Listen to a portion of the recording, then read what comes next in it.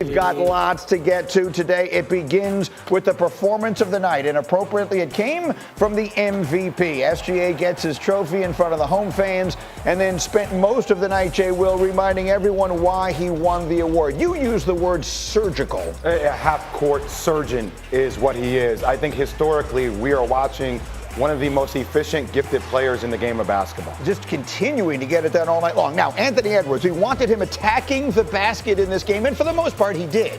Yeah, I wanted him to be a playmaker. Look, he didn't have a lot of turnovers in this game, but OKC's defense is one of the best in the league. It would turn on in the third quarter in a big way. Here's in the second. There's Edwards. He had 16 at the half. T-Wolves hanging around, but once again, Jay, it's just SGA unstoppable in the mid-range. Well, it's him offensively, but also, listen, this team has one of the best turnover margins in single postseason history, and that's what OKC does, and that's when they pulled away. Thunder by 8 at halftime, and then the third quarter is where it really got away. SGA would score 38 on the night on 21 shots.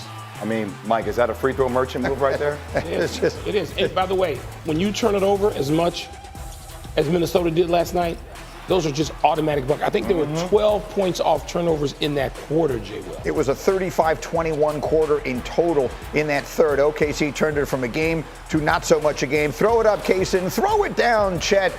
Holmgren going up and knocking it in again. Edwards, 32 points, but all things considered, a frustrating night.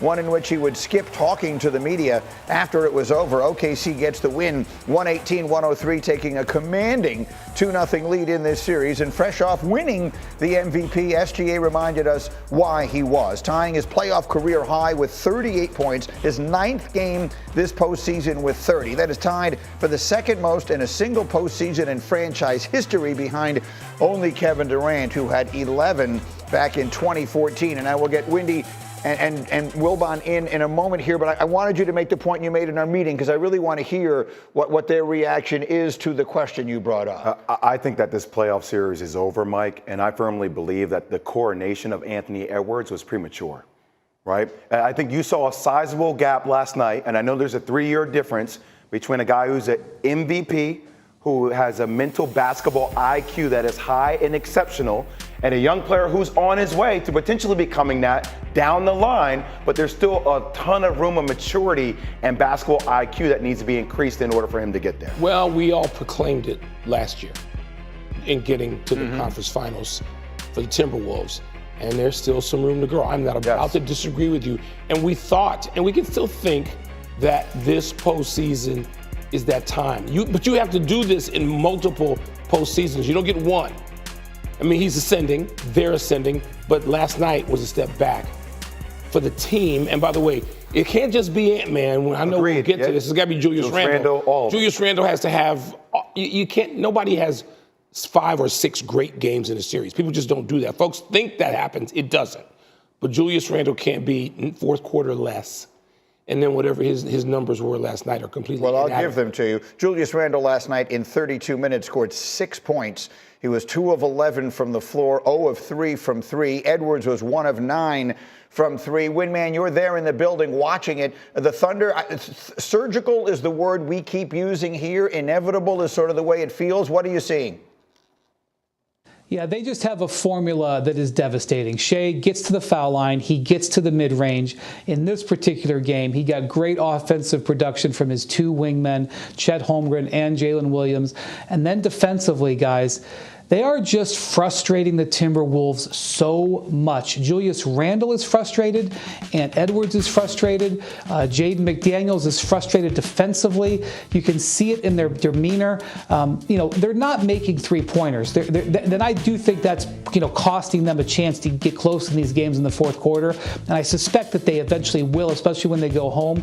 But Ant-Man is continually looking at 2 and 3 bodies in front of him whenever he drives. I think they followed their offensive game plan. They really improved his shot quality, but they weren't able to improve his shot execution because the Thunder are so terrific on that end of the floor. I'm starting to wonder about this when I watch the games with Chris Finch and their overall offensive strategy. You can't beat OKC when you're just playing 1v1 all the time. No, you can't beat them when you're just 1v1 and then passes to threes. It doesn't feel like there are any sets, and there's no post side movement in order for them to get cuts to the basket. It just feels like it's ISO basketball all the time. JWill, because it is, and it's not going to work. Not against that defense. There are too many great individual defenders and help defenders all the time confronting whomever has the ball. It was Julius Randle in game one. Obviously, it was Ant-Man last night. To just shut down somebody else. They have to have an ensemble effort, the Timberwolves did. So it's not going to work just because you improve the shot quality of Anthony Edwards. That alone is going to do nothing. So Minnesota has to react to everything you just said. I mean, it's tangible, though. It's seeable. Coach Finch knows, and his staff, they know what they're seeing. Now, what are they going to do in terms of execution about that? You have to have Ant-Man and Randall and somebody else. We just saw this in Oklahoma City. When they have J-Dub and Chet playing like that last night, they are not going to be beaten this season. Chet Holmgren had 22 points last night. Jalen Williams had 26. Winman, give me a final word on this game, too, and what feels like a really commanding advantage for OKC. You have to understand how well the Wolves were playing coming in here. They'd won 19 of their last 22 games. They demolished the Lakers. They demolished the Warriors. They hadn't lost 2 games in a row in 2 months, and they got slapped right across the face. I just want to point out the all-defensive teams were announced yesterday. Jalen Williams was second team. Lou Dort was first team. If I was allowed to vote for Alex Caruso and Chet Holmgren, I wasn't because they didn't play 65 games. That would have been on my ballot. And I don't think Shai Gilgeous-Alexander is one of their top 5 defenders. Cason Wallace is probably their quote-unquote 5th best defender. That reality has absolutely been shell-shocking and sobering to the Wolves, and they're going to now pick themselves up and try to figure out some way to penetrate it on tomorrow night. One last thing, and I think it's the biggest thing so far. It can't be after you beat the Lakers, Superman, Batman, Ant-Man, Lakers in 5. No. Right. It can't be talking trash to the streets. It can't be after you beat Steph, and that's LeBron at 40 and Luka doesn't play in the defense, right? And a team that doesn't have the depth. It then can't be after you beat Golden State that doesn't have Steph Curry with Jimmy Butler barking all the time. And then all of a sudden now you get towards a team, like Wendy said, Lou Dort, first team all-defensive team. Jalen Williams, second team all-defensive team. And then you don't show up to the post-game presser and you don't have anything to say. You just dip out. No, it can't be all bark and no bite. Not now. Not now. This is when we want you to do it now. This is where the level of maturity has to show itself, Mike. Couldn't agree with you more. But that's the flaw of Minnesota. We saw some of it last year. Even when they got up, they go to Denver and win the first 2 games convincingly. What happens? That series gets extended to 7. So they still have those moments where Finch has, any time you spend at this point with a team as veteran as Minnesota, reining in that and cleaning up those distractions, instead of just concentrating on how in the hell do we deal with Oklahoma City's defense. That's all they should be dealing with instead of some of this other stuff, which are signs of immaturity still.